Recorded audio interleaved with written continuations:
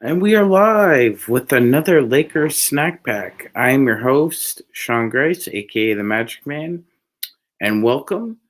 It is just a little before midnight here on the East Coast, and I am pleased to be hosting another Lakers snack pack.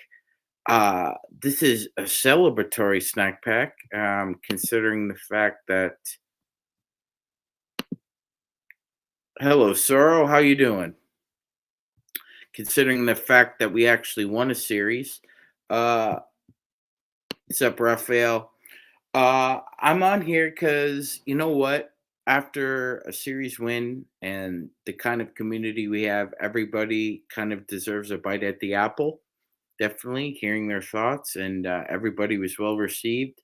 And just want to thank everybody for so far just a wonderful season of broadcasting. We've enjoyed it, and hopefully it'll continue. We're 12 wins away from Magnetic North. We're 12 wins away from Magnetic North, that 18th title. Um, a lot to ruminate about. But first, I'd like to just discuss openly something that's been bantied about a little on social media, and that's I'm calling it delusional saltiness. I just think that people are deluding themselves now, thinking that somehow the Lakers swindled their way into another possible championship run. F you. You know, the fact of the matter is that the Lakers didn't get their way. Kawhi didn't end up on the Lakers. The Spurs refused to trade him there. The Nets didn't trade Kyrie to the Lakers. The New Orleans Pelicans tried to pilfer the henhouse and tried to do their best to pilfer the henhouse. And to add to that, Danny Ainge waited until the very last minute before he would help out the Lakers, and it cost us an unprotected pick. Well, you know what? So far, so good, because I'd surrender that pick over what we got so far. Um, and people are so salty. It's hilarious. You know what's funny? February 8th, 2018. Go back. All right. What happened on February 8th, 2018? Woj bomb. Cleveland makes a multitude of trades. Wade's back to Miami. You make a trade with Utah and you get Larry Nance and Jordan Clarkson, Rodney Hood. You overhaul your whole team midway through the year. So this isn't something that's brand new or something that the Lakers thought they could get over on people. Overhauls on rosters happen a lot. Just most of the time they don't work out. The 95 Rockets worked out. They won a title. 2018 Cavs, that team probably had no business getting to a finals, but they got to a finals because they had LeBron, Ramon, James. All right. This team, yet to be determined, TBD, right? But we'll figure it out. We'll see how things go. But, you know, the saltiness that other fan bases have now all of a sudden after they were just shoveling the dirt on our graves, guys. They're ready to close that coffin and count us out. And now all of a sudden, somehow the dead rise from the grave and people can't understand. Delusional saltiness. And that's all I have to say about that. Now, as we move on, who's our next opponent going to be? My opinion, my opinion, I think that we're getting closer to game time, but I still got this gut feeling that Sacramento's going to win. I think Golden State just blew a massive opportunity. He actually got Sabonis in foul trouble, and he got him out of the game, and he still lost by almost 20 at home. At home, right? I don't think that bodes well for them. Now, again, each game takes on its own hue and shape and color. So game 7 is obviously going to be completely different than what we're expecting. But I still happen to think that being at home and having the whistles in their favor, I think Sacramento is going to win Game 7. And Eduardo, welcome to the show. Thank you so much, my friend. Hopefully, you're having a beer. I am too. I agree. I think me and Gerald talked about this previously. I think you'd be in agreement that Jordan Poole right now is just simply an expensive role player in the NBA. He's kind of akin to turning into a Chandler Parsons or a Hassan Whiteside. He had an incredible year, and now he's decided that what, since I got my money, I'm satisfied. Well, you're a role player, dude. You're a role player. You've been exposed. Sacramento is going to be loud. That's one of the loudest arenas. And for God's sakes, give it to give it to Paul Jones. Let him have it, okay? He's called most of the games. He should have a game 7. And of course they're going to give it to him because Mike Breen and his clown show are going to be doing obviously the Heat Knicks game. So I'm just glad for Paul Jones. This is cool for him. I really like him. I'm actually going to listen to the game tomorrow, believe it or not. I normally listen to games on mute, but because I like that guy so much, shout out to York University. I'm going to listen to Paul Jones because, Mark Jones, excuse me, because he's fantastic. Paul is fantastic too, but he does Raptors games. Moving on. Yeah, game 1 tonight. Game 1 tonight, Denver and Phoenix, and we saw what happened. Very confusing game from this point of view. Um, Denver is going to have balanced scoring. That's something that Phoenix is just going to have to contend with. Tonight, it was a combination of Jamal Murray, the Joker, and I believe it was Aaron Gordon. But you're going to have Michael Porter Jr., Davies Caldwell Pope, the Brown, the Brown brothers, and Jeff Green all feel all feeling really good about themselves after tonight because Phoenix just laid an egg. I mean, Booker and KD did go off, but that was it. Phoenix has no bench. And as much as, Torrey Craig is a great defensive player, he's not a two-way player, and he doesn't provide them with any kind of scoring punch that would somehow force Denver into either containing their bench or figuring out a game plan in which to try to limit their opportunities. But Phoenix just doesn't have that many bullets left in the gun, ladies and gentlemen. They just don't. And I said it before. I'll say it again. I think this series is where their lack of depth hurts them because as much as Denver's vaunted defense throughout the first half of the year was just killing people, they came back down to earth tremendously in the second half, and their defensive rating was middle of the pack. Similar to the Lakers and the Warriors. One vulnerability that Denver does have is they can't contain ball handlers. Like we know this. All due respect, I love Jamal. Jamal's a dog on offense. He's a dog. But defensively, he just he's limited. He's limited, and that's why they really need Bruce Brown, Christian Brown, and like Search was saying, Denver just has a deeper bench than Phoenix does. They can go to the well a lot more than Phoenix can. For some reason, whatever the case was, Monty decided he wasn't going to play T.J. Warren, Terrence Ross, or Campaign tonight. Campaign only played 5 minutes. Now we know Campaign has had back problems, and I suspect that if Monty Williams is that like I don't want to use the word desperate because that's a strong word, but he played Landry Shamet over campaign. Like no normal rational basketball person would say, yeah, let me give the bulk of the minutes tonight to Landry Shamet instead of campaign. What? What? No, no.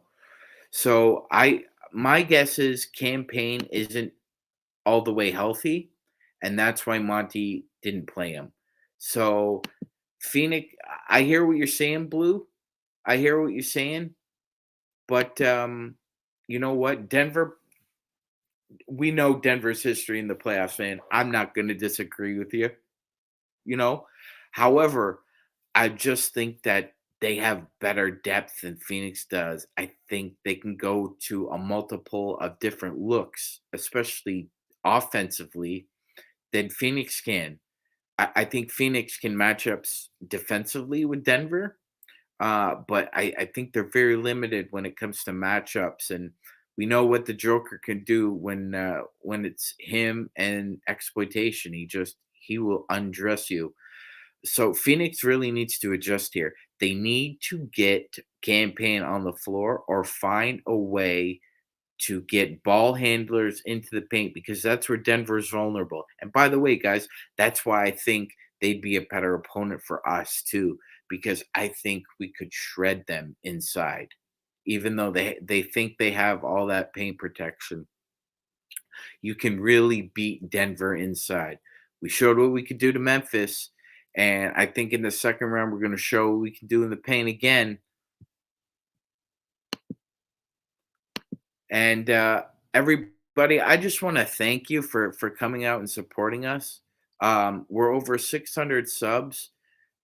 I love doing this, guys. Like when I wake up, I think about my job, but I also think about you guys as well because I consider you guys friends and family at this point. So it enriches me and my life doing this, and I'm glad I can give a little bit of knowledge and entertainment to you guys because this is fantastic.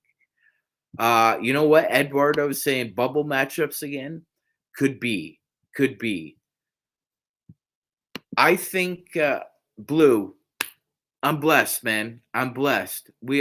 I consider you friend. I consider Richard a friend, Search a friend, Zenger a friend, PMC, everybody. Everybody. What do you guys think about tomorrow? Do you think Miami needs to split with the Knicks to maybe make this a 6 or 7 game series, or do you think maybe injuries are catching up to the Heat in this series? I'd love to get your thoughts. I personally, man, I'm not gonna bet against Jimmy B ever again in the playoffs. It's not like we bet against him. It's just what is around him, right? But my goodness, he's just finding a way, and I think this could potentially be another 7 game series between these two teams. I think it'll be a 7 game series. I'm taking the Heat. I just think even though they've got injuries, the Heat are oh, just have a little bit more grit, a little bit more sandpaper, a little bit more guts than the Knicks do. But shout out to the Knicks. That's going to be a jungle. But I think Jimmy B is going to get the best of Jalen Brunson tomorrow because it's going to be Butler and Brunson. Jimmy B is going to have to lock him up defensively and then just find a way to be that dog on offense because we know that Jimmy is going to bring it. I happen to think that the Knicks will probably win tomorrow, but I'm still taking the Heat in the series. Um, and you know what, guys? Again, who's our opponent going to be? Who do you think it's going to be? I want to hear what everybody has to say. You think it's going to be the Warriors? You think it's going to be the Kings? Gut gut feeling. I think the Kings are going to win. Um, you know, the Warriors are a championship level team. They have the medal. They do. But Steph looked shell shocked the other night. eyes eyes rolling around in the back of his head. You could tell his brain was doing the scrambles because he was trying to figure out what the F happened. Because you're at home, you can close out this series, and like let's be honest, guys, in past seasons, they probably would have, but at times their defense is just really bad. I agree, Eduardo. I agree. I know people are saying, the Lakers would do better against the Kings. As much as I said last night that the Lakers would be exhausted running around with screens. On the other hand, we match up well against the Warriors. We do. I would just prefer to play the Kings. I think there'd be less exertion used by our perimeter uh, personnel, especially LeBron. And I think we're going to need some of those minutes if we're going to make a finals run. So I think the Kings would be a favorable matchup, even though the Lakers have played the Warriors very well this year. Um, Alex and Eduardo, I think they both make really good points, right? I think Sacramento is the easier path. The Warriors may be the better matchup. I think two things can be true at the same time. I think those two kind of connect there. Um, we're just gonna find out, guys. I'm just hoping for a really good game 7 and not a dud. Hopefully, we'll be treated to a good game. I'm hoping for one, but you never know. You just never know in a game 7, right? I remember every y'all remember 2009. That was rough, right? That was rough. The Rockets kick our ass in game 6, and then we go back to Staples for a game 7, and we won. We showed up, and the Rockets choked. So there's always that possibility that in game 7, you just don't have it. It's just not there. Um, until the lights come on and they tip the ball up, you just don't know.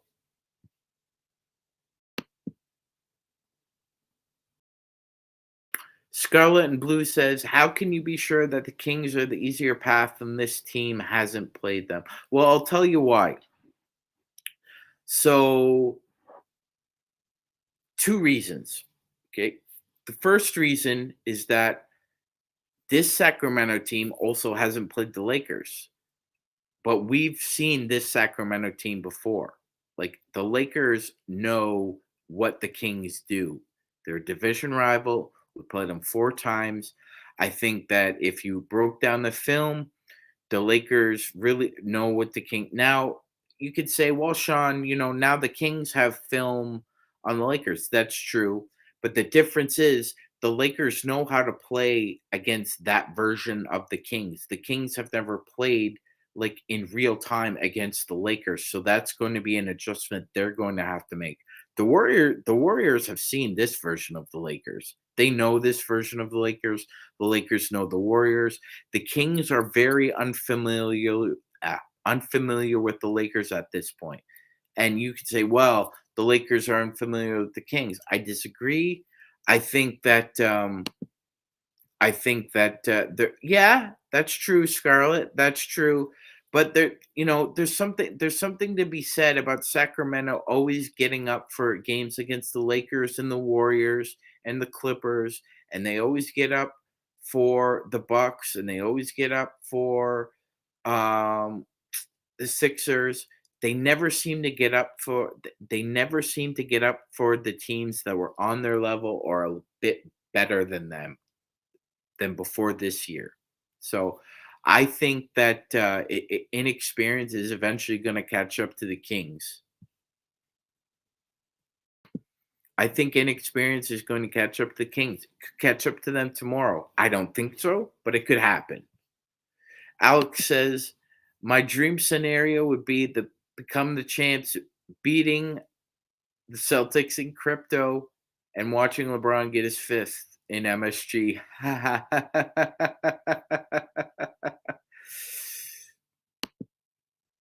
Yep. Oh no, I understand, Scarlett.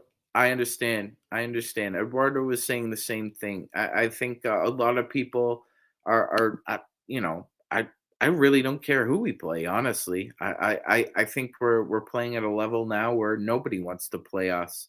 So bring them all on, right? Step up.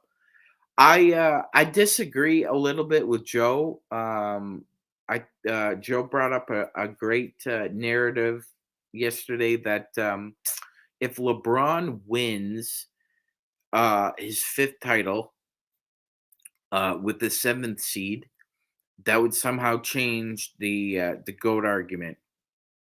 I don't think so. I think, you know, as far as the GOAT argument concerned, I think it's irrelevant. I think it's a relevant conversation because it's disrespectful to both Michael and LeBron. You know, Michael carved out his own path, and now LeBron has carved out his own. It's the media and the perception of the idea that somehow they are intertwined. So that means they're linked forever when that's not the case. The media just invented that. And LeBron has carved out it's the same. You know what? I love the LeBron and Kobe puppet commercials. They were fantastic. They were funny then, they're funny now. And but again, that was a made up narrative too, that somehow LeBron and Kobe were somehow rivals. They never saw each other as rivals. Like they never saw each other as rivals at all. That was such an exactly, Sarah. Exactly. Exactly. Exactly. You know, it's gotten tiresome. It's gotten tiresome. Hey, Elise, a lot of people think Kareem is the GOAT. Won 6 titles, same number of MVPs as Michael Jordan. He fought Bruce Lee and almost won. So Kareem's got a case for being the GOAT. Absolutely. But it's exactly, Richard. Exactly. Exactly, Search. Yeah, exactly. But you know, guys, um I would just want to thank you again. Like I appreciate you guys seeing the work that we're putting in, and it's not unnoticed. I'd like to be participate more on social media with you guys. If you guys want to give, if you guys are on Twitter or Facebook, IG, you can follow me, MagicMan 3215. Just give me a follow. I'll follow you back, and we could have extended conversations offline as well. But this is awesome. I think we're going to be back for another snack pack tomorrow because I have a guest who'd like to do a preview of whatever team we're playing. So I'm going to have a guest on. We're going to rap about whatever team we're playing. Uh, I think it's could be the Kings, but it's a toss up, right? It could be the Warriors as well. Guys, this has been awesome. This is oh yeah, you're gonna watch the Kings? All right. I'm not an Oilers fan, so tonight go Kings go. Let's go Kings. Thank you very much, everyone. We're going to be back with another snack pack very soon. Everybody, thank you so much. Thank you from the bottom of my heart. Hey, Blue. You know what, man? Yeah, it's going to be it's not a mystery guest, but I'm going to have hopefully John McCallion on, and John would like to do a series preview for whoever we're playing. So we're going to bring that to you. PMC, what's up? So with that, thank you for joining another snack pack. This is awesome. All right. I hope to bring more to you guys. This is awesome. I love it. Um, you know what, Alex? If you follow me on Facebook or Twitter, tune into my my channel, and I'll send out a message and let you know what time it is. I think I'm aiming for probably 8 o'clock Pacific, 9 o'clock Pacific, hopefully. I want everybody to be able to tune in because we all need to share our thoughts on this because man, 12 wins away from a title. This is so cool. Blue says do a snack pack at 2 or 3 a.m. All right, man. I'll look into that. I'll look into that. If you guys down with that, I could do that tomorrow.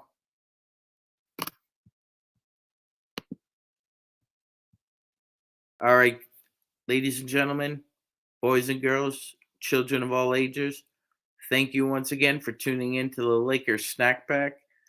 I am Magic Man, and we are 12 wins away from Magnetic North, that 18th championship. 12 wins away. Have a good night, everybody. Thanks, Blue. Thanks, Alex. Thanks, Search. Thanks, PMC. Thanks, Richard. Thanks, Eduardo. Everybody, thank you so much. And we'll talk to you later. Bye